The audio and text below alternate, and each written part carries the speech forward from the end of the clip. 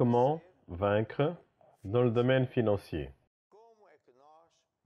Comment est-ce que nous pouvons vaincre dans le domaine financier?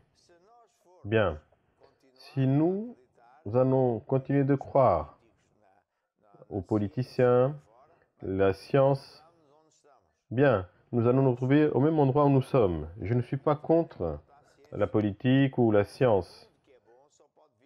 Tout ce qui est bon ne peut venir que du Père des Lumières, mais je ne peux pas mettre cela en premier lieu et ne pas faire attention à Dieu, parce que c'est ça le grand problème.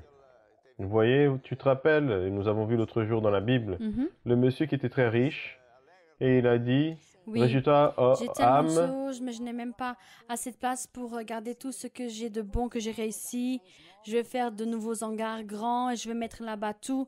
Et après, je vais me reposer, je vais faire une et je vais fête. vivre comme il faut.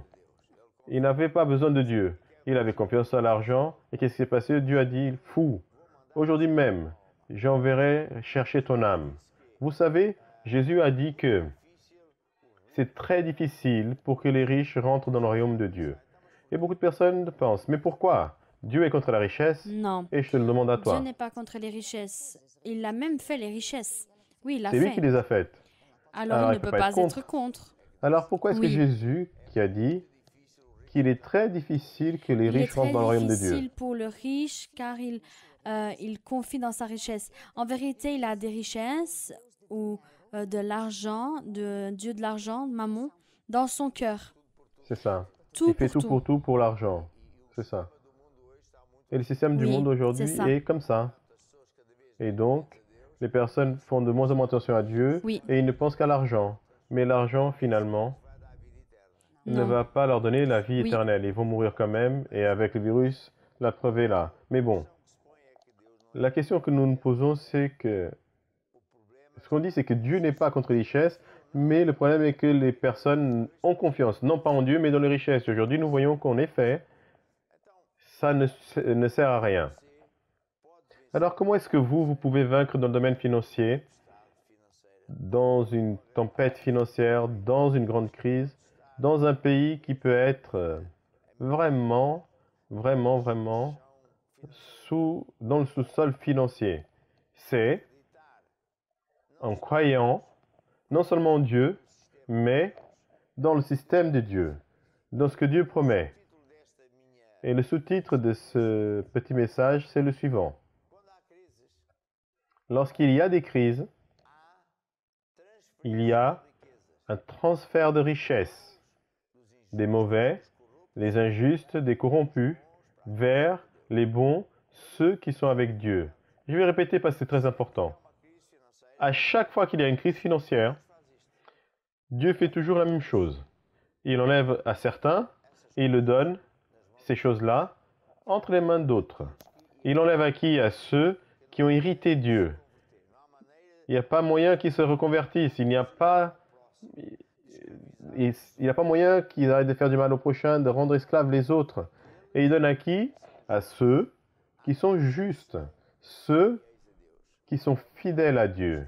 Il y oui. a une parole de Dieu qui dit cela. Dieu Dieu cherche les cherche. fidèles de la terre. Les Qui sont les fidèles fidèles? sont celui qui confie en Dieu, celui qui marche avec Dieu, celui qui est fidèle à Dieu. Dieu sait, je C'est peux ça. confier dans cette personne. Même quand tout est contre, cette personne ne va pas me laisser, cette personne va C'est ça. m'aimer, peu importe les circonstances. Oui, Hier, nous étions en train de parler et nous allons mhm, parler de Sodome et Gomorre. Et en lisant cela, la parole de Dieu, entre hier et aujourd'hui, il m'est venu le fait suivant. Lorsque Dieu, les trois personnes de Dieu, le Père, le Fils et le Saint-Esprit, se sont manifestés physiquement et sont apparus, comment on appelle ça? La forêt de Man c'est une c'est l'endroit Abraham. où Abraham habitait. Et bien sûr, Abraham, il était vraiment très content. Il a demandé à son épouse de faire un plat spécial pour Dieu et tout ça. Et Dieu, les trois personnes étaient en train de parler entre elles. Et ils ont dit, pourquoi est-ce que nous allons omettre, cacher ce que nous allons faire? Nous pouvons lui raconter. Parce que nous avons confiance en lui Il est comme l'un d'entre nous. Et Dieu a dit une chose très importante. C'est que moi je sais, a dit Dieu, qui va faire que ses enfants me suivent, ses petits-enfants, ses arrière-petits-enfants. Et ce sera une grande famille Oui. qui va toujours me servir.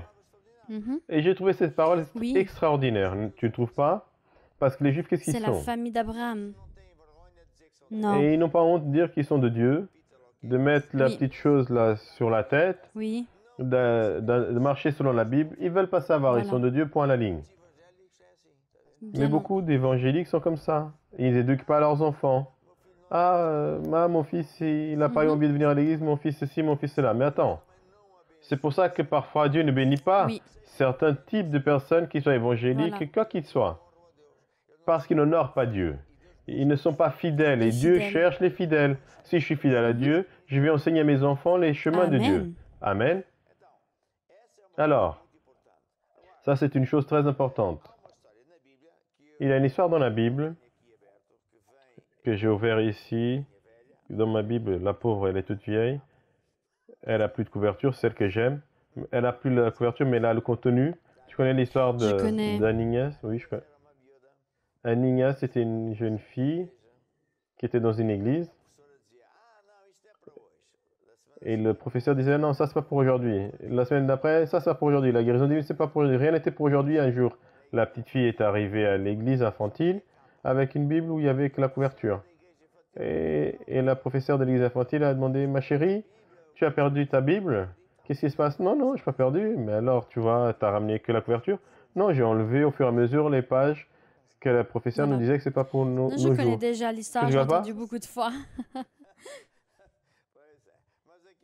Mais oui. C'est au Mais contraire. ici, c'est l'inverse. Toi, tu as perdu J'ai pas besoin la de couverture. La couverture n'est plus pour aujourd'hui. mais j'ai le contenu qui est plus important. Très bien. En Genèse 26, il y a eu un phénomène qui s'est passé, un phénomène qui a beaucoup à voir avec nos jours.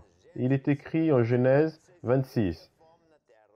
Il y eut une famine dans le pays, outre la première famine qui eut lieu du temps d'Abraham.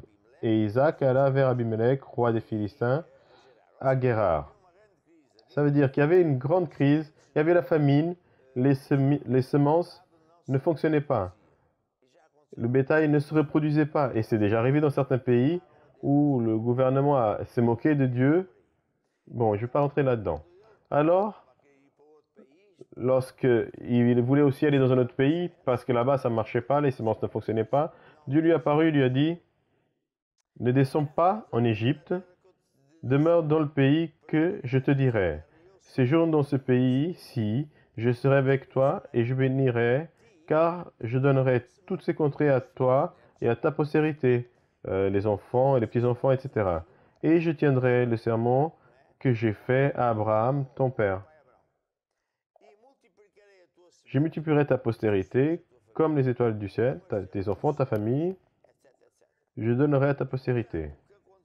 Et donc, qu'est-ce qui s'est passé? C'est qu'Isaac, il a écouté Dieu lui dire cela.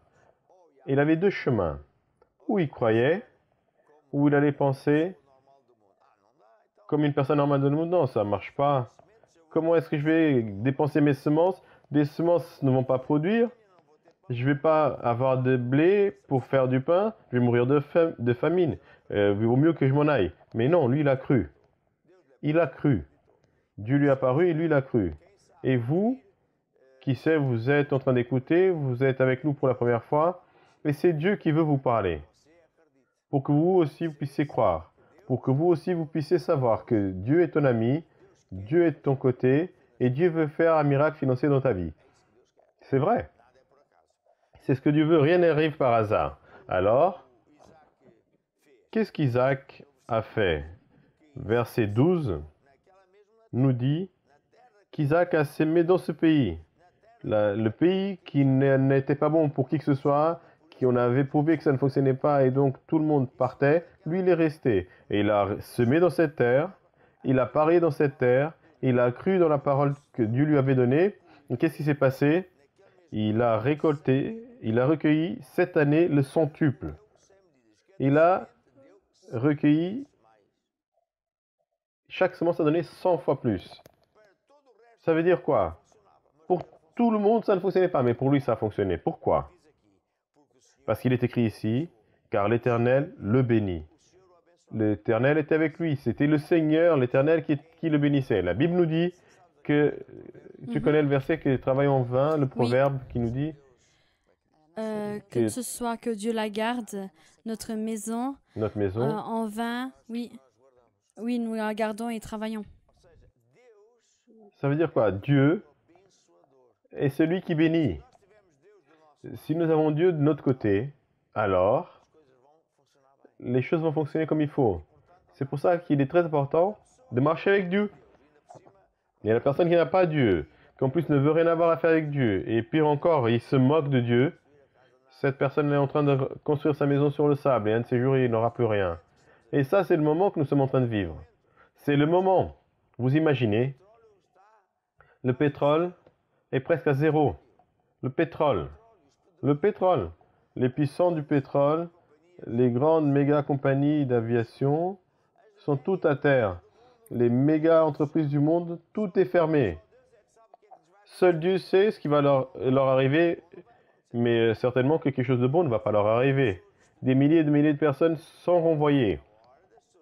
C'est le moment que tout le monde se tourne vers Dieu parce qu'il n'y a que lui qui a le pouvoir pour faire que les choses fonctionnent.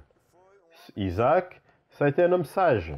Il a cru et il a semé dans ce terrain en croyant avec foi, la foi qui va vaincre le monde parce que Dieu a promis et ça va fonctionner.